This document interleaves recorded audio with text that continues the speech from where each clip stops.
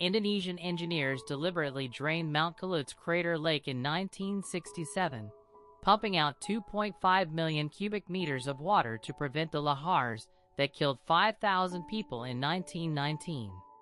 It worked for 40 years.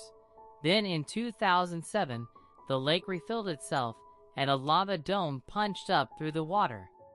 That dome grew 250 meters tall in 6 months, displacing the entire lake without a single explosion. Volcanologists realized crater lakes weren't just hazards sitting on top of magma, they were lids, and Kelud had been hoarding pressure beneath one for a century. When the 2014 eruption finally came, it launched ash 17 kilometers high in 90 minutes. Subscribe. Tomorrow's one is even more surprising.